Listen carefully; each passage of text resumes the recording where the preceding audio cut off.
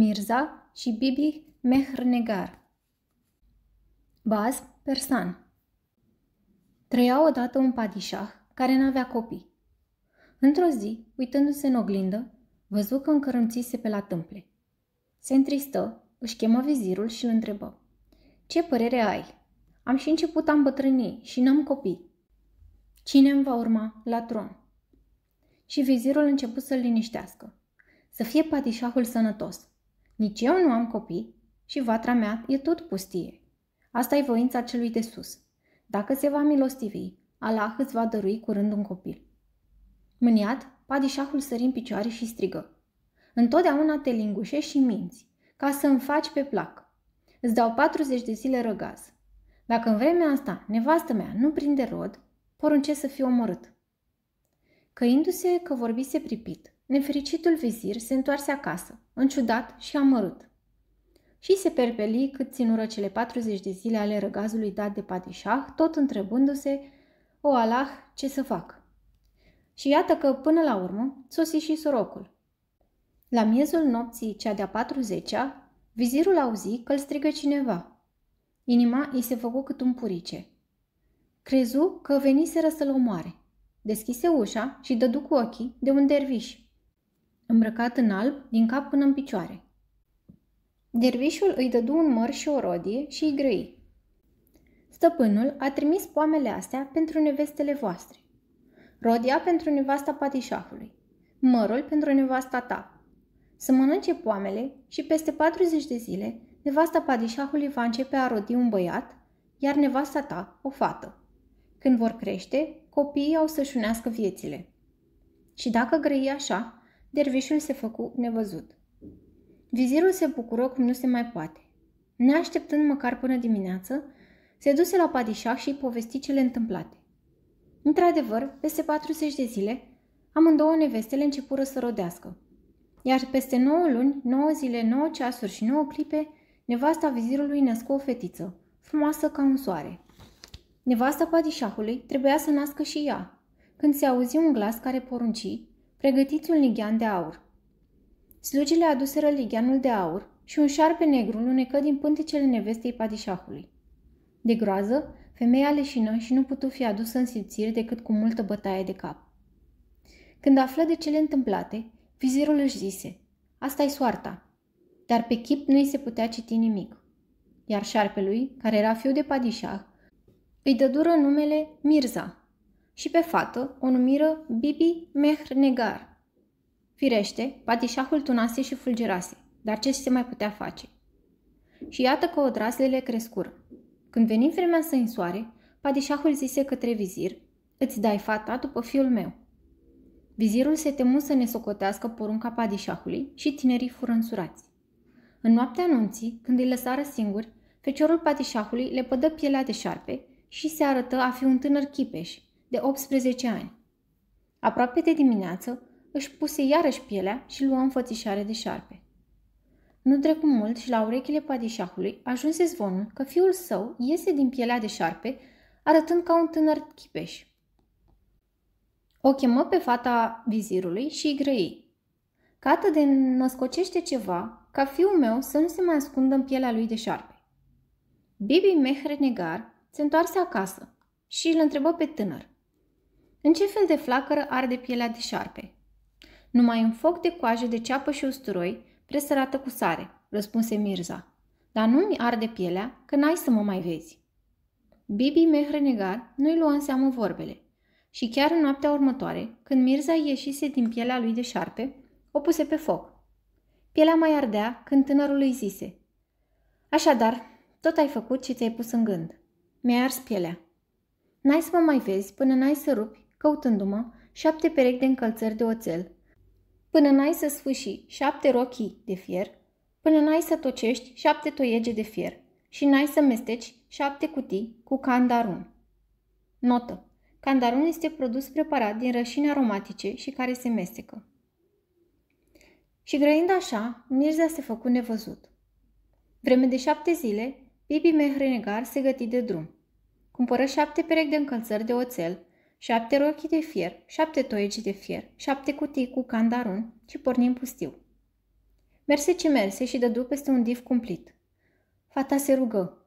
Allah, ce să mă fac? Deodată auzi un glas tainic. Fată, ca să nu se atingă de tine, aruncă-i o cutie cu candarun.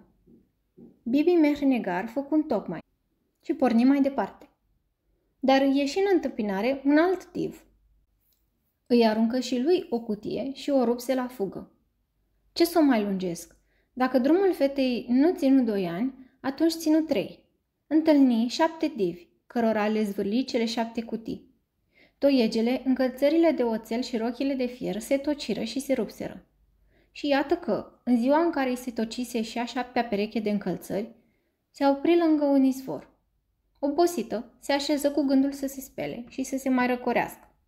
Numai ce se așeză, că o slujnică neagră și voinică veni cu un ulcior la izvor. Cui slujești, surioară?" o iscodi Bibi Mehrenegar. Sunt slujnica lui Mirza," răspunse negresă. Și unde e el?" Chiar aici." Și slujnica arătă o grădină întinsă. Se gătește de nuntă, că se însoară cu fata mătușii lui." Și pentru cine care apă?" o mai scodi Bibi Mehrenegar. Pentru Mirza, care vrea să se spele." Fie ca ochii să nu-ți mai vadă nici când vreo nenorocire," o binecuvântă Bibi Mehrenegar. Dăm și mie ulciorul să-mi potolesc setea." Slujnica întinse ulciorul și, ferindu-se de ea, Bibi Mehrenegar aruncă întrânsul un inel dăruit de Mirza. Apoi bău puțină apă și înapoie negresei ulciorul.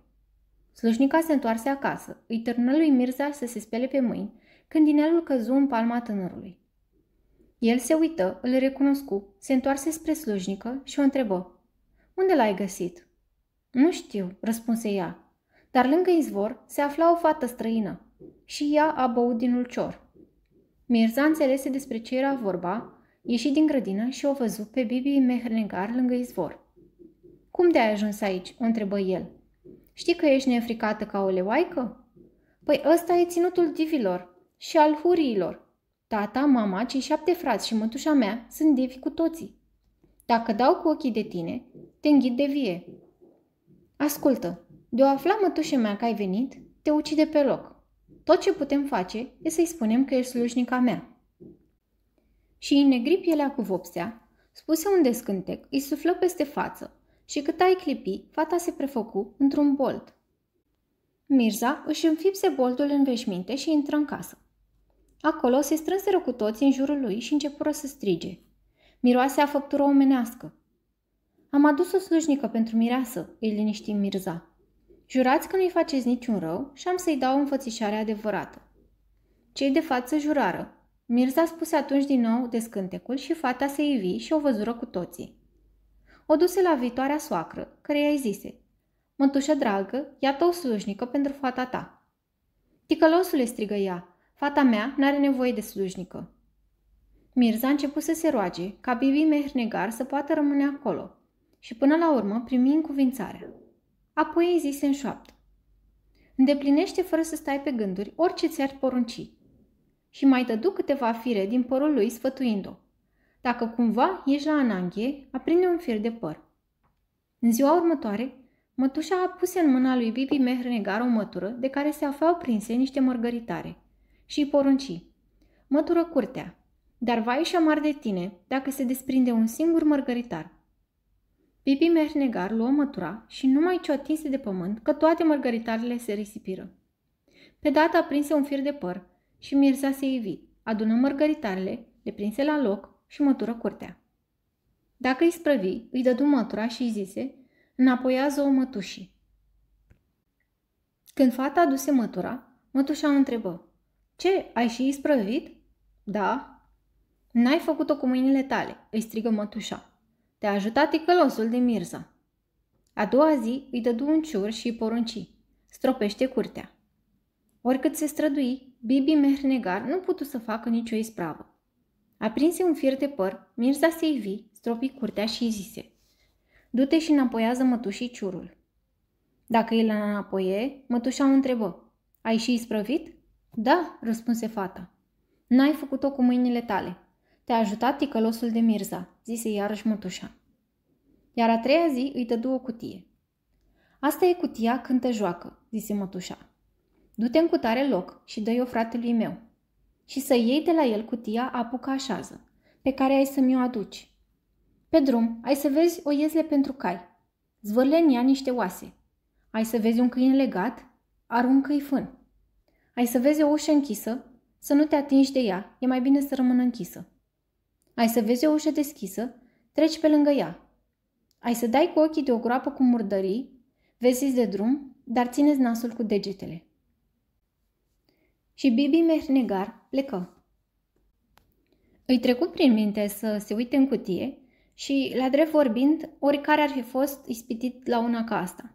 Deschise capacul și deodată săriră dinăuntru niște lăutari și dansatori, care începură să cânte și să joace. Toți erau pitici. Bibi Mehnegar nu-i putu prinde cu niciun chip, ca să-i închidă la loc. Atunci aprinse repede un fir de păr. Mirza se ivi, prinse piticii, îi vără în cutie și zise: de data asta îndeplinește pe dos tot ce ți-a poruncit mătușa. Pune fânul înaintea calului, aruncă-i câinelui oasele, dă binețe la fiecare casă pe lângă care treci, deschide toate ușile închise și închide-le pe cele deschise. Dacă nu faci așa, va fi rău de tine. Iar când ai de groapa cu murdării, spune: păcat că îmi sunt prinse mâinile, alminteri aș fi vrut degetul și aș fi gustat din mierea asta. Cutia apucă-așează se află pe o policioară și are deasupra o ceașcă, așezată cu gura în jos. Dă cutia cântă-joacă, dar ia în același timp de pe policioară cutia cealaltă și fugi. Și fiicul lui are aminte și nu o deschide, pentru nimic în lume. Și Bibi Mehnegar își văzu de drum. Îi dădu calului fân, zvârli câinelui oase, deschise ușile închise și le închise pe cele deschise. Apropiindu-se de groapa cu murdării, zise: păcat că îmi sunt prinse mâinile, altminteri aș fi vărât degetul și aș fi gustat din mierea asta. Și dădu binețe ori de câte ori trecu pe lângă o casă. Duse cutia cântă-joacă stăpânului ei, luă repede de sub ceașca întoarsă cutia apucă-așează și o rupse la fugă. Nici n-apucă să se îndepărteze bine, că un glas înfiorător răsună în urma ei. Uși deschise, înhățați-o. De ce să o înhățăm? Întrebară ușile. Tu nu ne-ai închis niciodată, pe când ea ne-a închis. Atunci se auzi o altă poruncă. Uși închise, înhățați-o. De ce să o înhățăm? Întrebară ușile.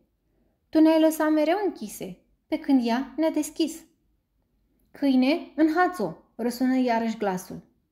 De ce să o înhaț? Întrebă câinele. Tu mi-ai dat să mănânc fân, pe când ea mi-a dat oase. Calule, înhaț-o, porunci glasul. De ce să o înhaț? Întrebă calul. Tu mi-ai dat oase, pe când ea mi-a dat fân. Atunci glasul se ridică încă o dată. Murdărie, înhaț-o. Și murdăria întrebă. De ce să o înhaț? Tu îmi zici murdărie, pe când ea mi-a zis miere. Ce să o mai lungim?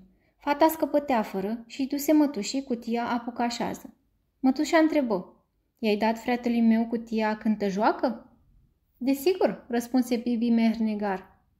N-ai făcut-o cu mâinile tale, se oțărâ mătușa. Ticălosul de Mirza s-a amestecat din nou. Și iată că veni și ziua anunții. Ca să le lumineze în surățeilor drumul, porunci mătușa, aprindeți 10 lumânări pe degetele lui Bibi Mehnegar. Și cele 10 lumânări fură aprinse. Bibi Mehnegar pășea înaintea însurățeilor, plângând și jelindu-se. Mirza îmi ard degetele. Nu, Bibi Mehnegar, răspundea Mirza, inima mea arde. Până la urmă, ajunseră la locuința lui Mirza, care îi șopti. Mai rabdă numai noaptea asta. I-ați rămas bun de la toți și de la toate, de la șoareci, de la câini și pisici, de la farfurii, de la cești și oale, de la uși și de la ferestre. La mijlocul nopții, Mirza tăie capul miresii și îl așeză pe piept. Apoi luă o trestie, un ac, un pic de sare, puțină spumă de mare și o așeză pe Bibi Mehnegar pe umăr și se înălță cu ea în văzduh. Acum, Bibi Mehnegar uitase să-și ia rămas bun de la o piatră grea de o jumătate de man. Nici nu apucaseră să se îndepărteze bine, că piatra a început să se rostogolească, ajunse până la casa mătușii și început să strige. Mirza i-a tăiat fetei tale capul și a fugit cu Bibi Mehnegar. Mătușa și bărbatul ei le luară urma. Mirza se uită înapoi și ce să vadă. Mătușa gata-gata să înhațe. Atunci întinse mâna, aruncă trestia și zise: în numele lui Șahmardan, în numele lui Geam și lui Soleiman, pe locul unde va cădea trestia, să crească un stufăriș, des cât să nu poți face un pas. Notă: Șahmardan este regele vitejilor, epitet dat califului Ali. Geam este prescurtarea numelui unui rege legendar al eposului iranian Jamshid. Ar fi domnit timp de 700 de ani, perioadă în care oamenii n-ar fi cunoscut nici bolile, nici moartea. Revenind. Și chiar și așa, se ivi un stufăriș de netrecut. Mătușa și bărbatul ei se încurcară în el. Nu peste multă vreme, Mirza se uită pentru a doua oară în urmă și ce să vadă. Gata, să fie ajunși. Atunci aruncă acul și zise: în numele lui Șahmardan, în numele lui Geam și Soleiman, pe locul unde va cădea acul, să crească un desiș de ace, prin care să nu se poată răzbate. Și într-adevăr se ivi acolo un desiș de ace. Greu le veni și mătușii și bărbatul ei să se descurce, dar Mirza a văzut că trecură și de piedica asta. Atunci presără sarea și zise: în numele lui Șahmardan, în numele lui Geam și lui Soleiman, pe locul unde va cădea sarea, să se ivească o sărătură, de să nu mai poate face un pas.